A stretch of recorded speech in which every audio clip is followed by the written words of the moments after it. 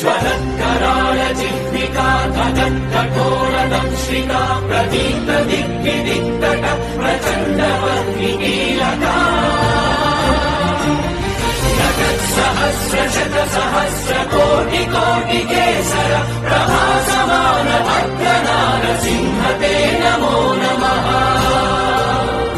नारसिंह ते नमो नमः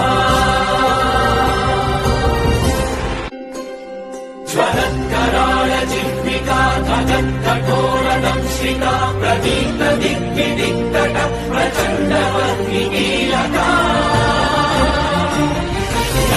सहस्र सहस्र कोटि कोटि केसर प्रभास